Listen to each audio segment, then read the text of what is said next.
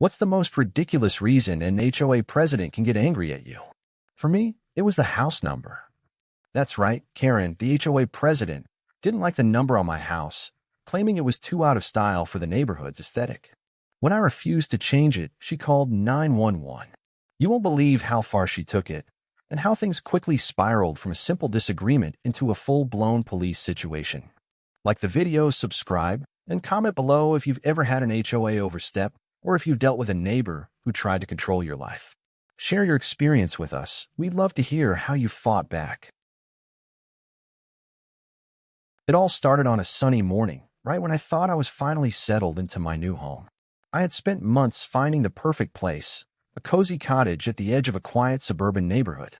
The kind of place where you can enjoy the peace and privacy without too much interference. Little did I know that Karen, the HOA president, would be the one person who would make my peaceful life a nightmare. It all began when she knocked on my door one afternoon, clipboard in hand, a smile on her face that I could tell was anything but friendly. "Hello. I'm Karen, the president of the HOA," she said, introducing herself as if I didn't already know who she was. She was the person who liked to walk around the neighborhood with a look of authority, as if she owned the entire block. And apparently, she had something to say about my house number. "Hi, Karen," I said, trying to sound friendly, though I had a feeling this wasn't going to be a casual visit. "What's going on?" Karen didn't waste any time. "I just wanted to talk to you about the number on your house. It's not in line with our aesthetic guidelines. The numbers should be more subtle, and yours stands out too much. It's really affecting the look of the entire block." I stared at her, blinking, trying to process what she just said. "You're telling me my house number is too bold? It's just a number." Karen nodded, crossing her arms. "Exactly. You see, we like to maintain a uniform appearance in the neighborhood, and that includes things like house numbers. I'm going to need you to change it. Something more in line with the rest of the houses here." I couldn't believe my ears. I had just moved in, and now the HOA president was telling me my house number was a problem? It was the most ridiculous thing I had ever heard. "No," I said firmly, feeling my frustration rise. "I'm not changing my house number. It's perfectly fine the way it is." Karen didn't take no for an answer.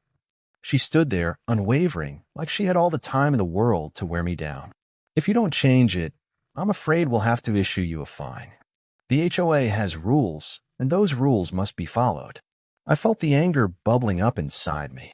It wasn't just the house number. This was about Karen overstepping and trying to impose her control on something that didn't need to be controlled. This was my house, not hers, and I wasn't about to let her tell me what to do with it. "I'm not changing anything," I said, standing my ground.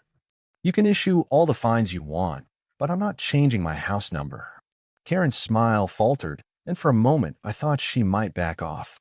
But instead, she just stepped back and, without another word, turned and walked to her car. I thought that was the end of it, but it wasn't. A couple of days later, I received a letter from the HOA, and as I opened it, my stomach sank. A fine for the violation of having a non-compliant house number. I laughed at the absurdity of it. Karen had gone to the trouble of writing a letter just to try and enforce something so minor. But as I read further, I saw that Karen had already made it clear that the fine would keep escalating if I didn't comply. That's when things took a turn I never could have imagined. At first, I didn't take Karen's fines seriously. I tossed them aside, figuring it was just another case of HOA overreach that would eventually blow over. But then things took a surreal turn. It was a regular Wednesday evening when I was relaxing in my living room. The phone rang, and I picked it up without thinking much of it. "Hello," I said, expecting to hear from a friend or a family member. To my surprise, it was the police. "Hello, this is Officer Davis with the local police department. We've received a 911 call about a possible disturbance at your residence. We need to ask you a few questions." I froze. A 911 call? What was happening? "I'm sorry, a disturbance? I think there's been some kind of mistake," I replied, confused. The officer continued. "We were informed that there is some sort of property dispute. We've been directed to check in and see if everything is okay." My heart dropped. I instantly knew what this was about. Karen had called 911 over the house number dispute. I quickly explained to the officer what had happened, how Karen had demanded I change my house number, and how I had refused. I didn't think it was that serious, I said, trying to stay calm. I never expected her to take it this far. Officer Davis seemed just as bewildered. Well, I'm glad to hear everything's fine on your end. But you might want to check with the HOA. A 911 call over a house number seems a bit extreme. I hung up the phone, still in shock. Karen had called 911 over a house number? I couldn't believe it. This wasn't just petty. This was beyond anything I'd expected from someone in her position. She had used police resources to escalate a trivial dispute. The next day, I decided to take matters into my own hands. I was no longer going to just ignore her. This had crossed a line. I had every intention of making her regret this, and I wasn't going to let her get away with using the police to settle a petty complaint. I sent an email to the HOA board explaining what had happened and how Karen's actions had caused a disturbance that was entirely unnecessary. I demanded an explanation and an immediate end to her harassment. If Karen was willing to call 911 over a non-issue, then she didn't deserve to hold power over anyone in the neighborhood. But I didn't stop there.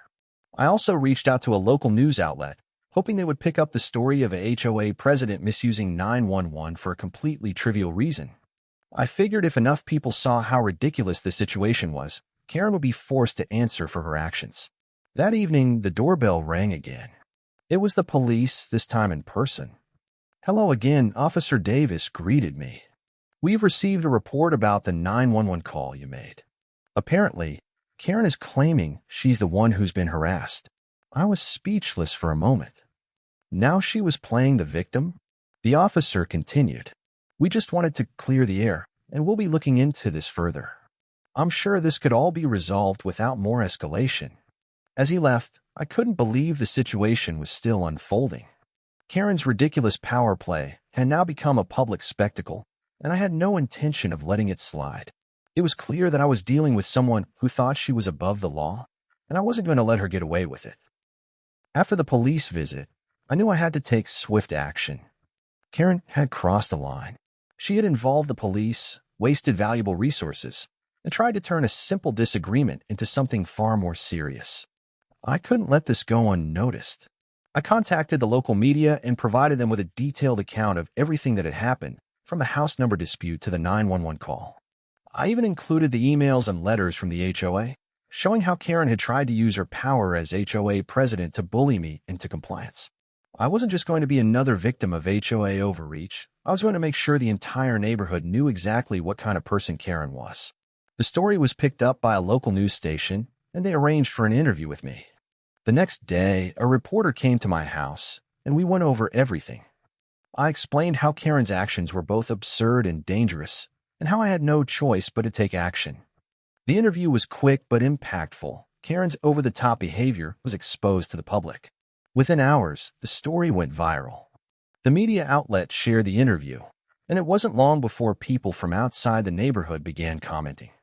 It turned out that Karen wasn't just a problem for me. She had a reputation for being ruthless with others in the neighborhood, issuing fines for the most trivial of things, like lawn height or mailbox style. The public backlash was swift and overwhelming. Neighbors who had been too afraid to speak up finally found their voices. They were tired of being controlled by someone who used the HOA as a weapon against anyone who didn't fall in line. One by one, neighbors started reaching out to the news station, sharing their own stories of Karen's overreach. Some reported how she had threatened to call the police on them for things as small as using the wrong shade of paint on their porch. Others spoke about how she had targeted families with young children, fining them for things like unapproved decorations in their yards. Karen had made it clear, if you weren't following her version of the rules, you were an enemy. The news segment went national, and Karen quickly became the face of HOA abuse. Her name was spread across social media, and the once untouchable HOA president now found herself being publicly shamed for her actions. It didn't take long before the HOA board called an emergency meeting. Karen was removed from her position as president, and the new board members, many of whom were longtime residents fed up with Karen's rule, vowed to restructure the HOA. No longer would residents be forced to adhere to unreasonable rules. It was a new era for the neighborhood, one where residents were empowered to make decisions together without the fear of retribution. As for Karen, well, she didn't take her removal quietly. She tried to rally a group of her supporters, hoping to get her position back. But the neighborhood was done with her. The outpouring of support for my efforts and the community's rallying together showed Karen just how out of touch she had become. In the end, Karen moved out of the neighborhood, and the HOA was revitalized with a new mission: to serve the community, not control it. My home and the entire neighborhood was no longer under the thumb of an overbearing HOA president. The power of standing up had changed everything. With Karen gone and the neighborhood free from her control, the change was immediate. The entire community began to breathe easier. For years, the HOA had been nothing more than a tool for a few people to impose their will on others, but now the tides had turned. The new HOA board, made up of residents who actually cared about the community, immediately began working on reforms. The first thing they did was abolish the ridiculous fines Karen had been issuing, and they opened a dialogue with the residents to discuss real issues that mattered to everyone. There was no more arbitrary power being thrown around, no more rules that didn't make sense. For the first time in years, the community felt united and empowered. One of the first initiatives the new board put in place was to create a community forum where anyone could voice their concerns, propose changes, and discuss issues in an open and respectful way. Gone were the days of decisions being made in secret or behind closed doors. The board wanted to build a transparent and collaborative environment. But the changes weren't just administrative, they were personal. I had made a lot of connections throughout the process. People who had been afraid to speak up against Karen's tyranny were now showing their support for one another, and it felt like the neighborhood was truly becoming a community again. Karen's downfall also sparked a series of conversations in neighboring communities. Stories like mine were being shared across social media, and soon I found myself in touch with homeowners from other parts of the city who had dealt with similar HOA issues. They reached out to me, asking for advice on how to stand up to overreaching HOA leaders and how to ensure their communities didn't end up like mine had. I spent a lot of time sharing my experience, offering advice, and encouraging others to use their voices. People were starting to realize that they had the power to change things, and Karen's story became a cautionary tale for HOA boards everywhere. But things weren't perfect just yet. As the new HOA board settled in, I kept an eye on how things were progressing. It was important to ensure that the changes made were permanent and that no one, not even Karen's supporters, would be able to bring back the old ways. One evening, the new board invited me to a community meeting to thank me for all the work I had done. It was a moving moment.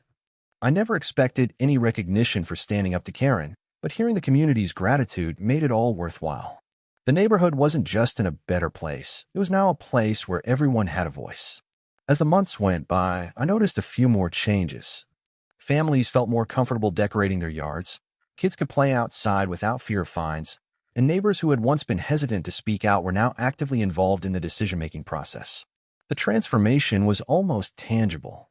And while my home remained just the way I wanted it, no pink paint, no forced house number change, I couldn't help but feel that the real victory wasn't just about my house. It was about the collective power of a community that had decided to no longer accept being controlled by one person. Karen's attempt to turn my life upside down had led to something much greater, a neighborhood reborn. And every time I walked through the streets, I saw it reflected in the smiles of the residents, the pride in their homes, and the feeling that anything was possible when you fight back. And that's how I took down Karen in the HOA, regained control of my property, and helped restore peace to the entire neighborhood. It's a victory that proves you don't have to accept the unreasonable demands of an overbearing HOA. You can stand up for your rights and win. Like, subscribe, and comment below if you've ever had to fight back against an overreaching HOA, or if you've ever faced a Karen like mine. Let us know how you took control and made things right. Your support helps us keep sharing these stories, and we can't wait to bring you more. Thanks for watching, and remember, never let anyone dictate how you live in your own home. Fight for your peace, fight for your rights,